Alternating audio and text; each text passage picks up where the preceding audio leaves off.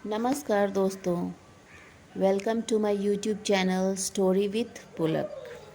तो आज जो हम कहानी पढ़ने जा रहे हैं, तो कहानी का शीर्षक कुछ इस प्रकार से है, 4 दिन की चांदनी। तो चलिए देर न करते हुए हम कहानी को शुरू करते हैं। बहुत समय पहले की बात है। एक राज्य में एक राजा राज करता था। उसके राज्य में सभी प्रकार के लोग रहते थे और अनेक तरह के भांति भांति के पक्षी, पशु और जलचर विचरण करते थे। तो एक बार क्या हुआ कि एक बार किसी ने 2 तोते को पकड़कर राजा को भेंट में दिया। वो जो 2 तोता था, वो दोनों तोते आपस में भाई थे और वे तोते जो थे वो एक मुनि के आश्रम के पास रहते थे।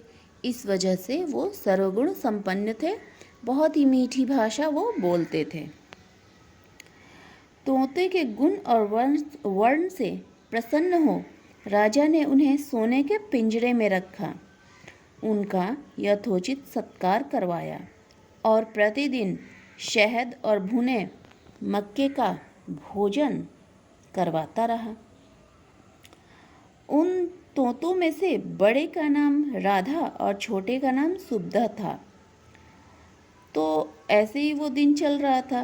राजकुमार को भी तोतों से बहुत लगाव हो गया था, उन्हें बहुत पसंद आता उनका साथ, हमेशा वो उसके साथ खेलते रहते थे। ऐसे ही समय व्यतीत हो रहा था। राज्य के लोग भी उन्हें बहुत ज़्यादा पसंद करते थे। तो एक दिन क्या हुआ, एक घटना घटी। एक वनवासी राजा को एक काले, भयानक, बड़े बड़े हाथों वाला एक लंगूर भेंट में दे दिया। गिब्बन प्रजाति का वो लंगूर सामान्यतः एक दुर्लभ प्राणी था, इसलिए लोग उस विचित्र प्राणी को देखने के लिए टूट पड़ते थे। लंगूर के आगमन से तोतों के प्रति लोगों का आकर्षण कम होता गया और उनके सत्कार का भी ध्यान लोगों को न रहा। प्रायः ऐसा होता है कि कोई भी जब नई वस्तु आती है तो हम पुराने को भूल जाते हैं, चाहे वो कितना भी ज़्यादा मूल्यवान क्यों ना हो। लेकिन होता क्या है, अंत में ये होता है कि जो चीज़ गुण से भरपूर होती है उसी की पूजा की जाती है। तो चलिए आगे देखते हैं कहानी में क्या हुआ। लोगों के बदलते रुख से खिन्न हो सुबधा खुद को अपमानित महसूस करने लगा।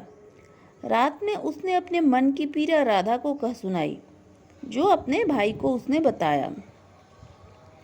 राधा ने अपने छोटे भाई को ढाढ़स बांधते हुए बताया, भाई चिंतित मत हो, गुणों की सर्वत्र पूजा होती है।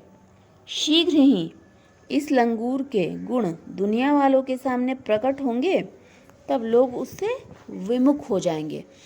अभी तो लोग उसे आश्चर्य भरी नज़रों से देखते हैं कि अरे ये तो बड़ा विचित्र दुर्लभ प्राणी है, ऐसा तो हमने देखा ही नहीं। मतलब वो उन्हें एक अजूबा की तरह लगता था, तो वो उसे देखते रहते थे। उसे देखने के लिए दूर दूर से लोग आते थे। ऐसे ही चल रहा था।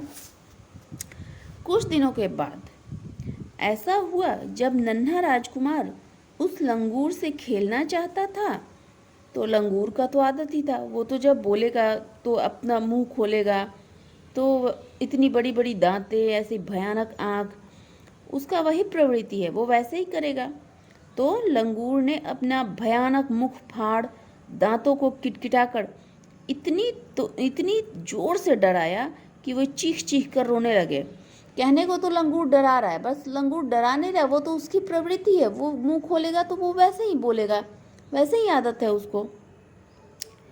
तो बच्चे के भय और रुदन की सूचना जब राजा के कानों में पड़ी, तो उसने तत्काल ही लंगूर को जंगल में छुड़वा दिया।